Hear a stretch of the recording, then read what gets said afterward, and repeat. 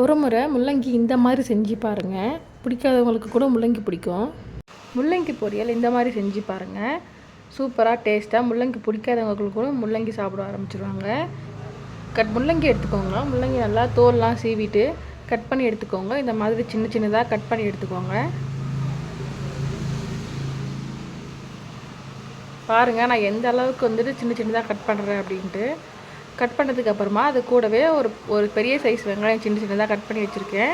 ஒரு 5 பச்சை மிளகா பூண்டு தட்டி வச்சுருக்கேன் தோலோட. அதுக்கப்புறமா கடாயை வச்சுக்கோங்க. கடாயில் எண்ணெய் விட்டு எண்ணெய் காஞ்சதுக்கப்புறமா 1 ஸ்பூன் கடுகு, ஒரு 1/2 ஸ்பூன் ஜீரகம் போட்டுக்கோங்க. கொஞ்சமாக தட்டி வச்சுருக்கிற பூண்டு, பச்சை மிளகா சேர்த்துக்கோங்க. காரத்துக்கு ஏற்ற மாதிரி கொஞ்சமாக போட்டுக்கோங்க.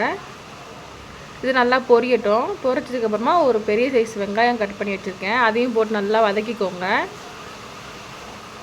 வெங்காயம் ஓரளவுக்கு லைட் மீடியம் ப்ரௌன் ஆனோம்.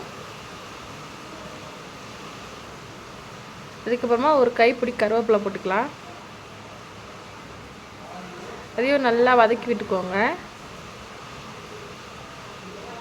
வதங்கினதுக்கப்புறமா நம்ம கட் பண்ணி வச்சுருக்கிற முள்ளங்கி எல்லாமே சேர்த்துக்கலாம். சேர்த்து நல்லா அதை எண்ணெயோடு சேர்த்து நல்லா வதக்கி விடுங்க. பாருங்கள் நான் எப்படி பண்ணுறேனோ அந்த மெத்தடில் நீங்கள் செஞ்சு பார்த்தீங்கன்னா சூப்பராக வரும். முள்ளங்கி பிடிக்காதவங்களுக்கு கூட முள்ளங்கி சாப்பிடுவாங்க.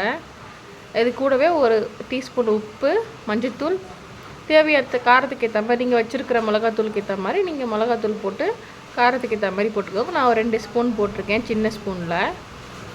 நல்லா கிளறி விட்டுக்கோங்க. நல்லா அதை எண்ணெயோடு பிரிஞ்சு வரணும்.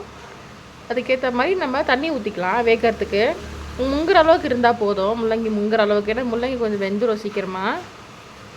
பாருங்கள் கொதிக்க வர ஆரம்பிச்சிருச்சு. மூடி போட்டு வேக வைக்கணும்ல, இல்லை நல்லா கொதித்து சுண்டி வர டைமில் ஒரு கைப்பிடி அளவுக்கு தேங்காய் எடுத்துக்கோங்க. அது கூட ஜீரகம், ஒரு பச்சை மிளகா சேர்த்துக்கோங்க. நல்லா அரைச்சி எடுத்துக்கலாம்.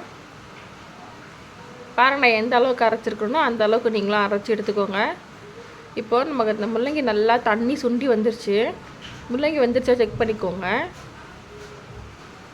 செக் பண்ணதுக்கப்புறமா தண்ணி நல்லா சுண்டணும். இல்லைனா தேங்காய் போட்டதும் ஒரு மாதிரி நீர்த்து போன மாதிரி ஆயிரும். தண்ணி நல்லா சுண்டின டைமில் நீங்கள் நம்ம அரைச்சி வச்சுருக்கிற இந்த தேங்காயோட இதுவும் சேர்த்துக்கோங்க. நல்லா கிளறி விட்டுக்கோங்க. கிளறிட்டு இது ஒரு 5 நிமிஷம் அப்படியே ஸ்லோ ஃப்ளேம்லேயே வச்சு நீங்கள் வதக்குனிங்கன்னா சூப்பரான முள்ளங்கி பொரியல் ரெடி ஆயிரும். ஒரு தடவை செஞ்சு பாருங்கள். செஞ்சு பார்த்துட்டு எப்படி இருக்குது எனக்கு கமெண்ட் பண்ணுங்கள். பாருங்கள் ஃப்ரெண்ட்ஸ், எவ்வளோ சூப்பராக முள்ளங்கி பொரியல் ரெடி ஆகிடுச்சு. சுட சுட முள்ளங்கி பொரியல் ரெடி ஆகிடுச்சு. உங்களுக்கு இந்த வீடியோ பிடிச்சிருந்தா சப்ஸ்கிரைப் பண்ணுங்கள், லைக் பண்ணுங்கள். செஞ்சு பார்த்துட்டு எப்படி இருக்குது கமெண்ட் பண்ணுங்கள் ஃப்ரெண்ட்ஸ், மறக்காமல். பாய். Thank you friends.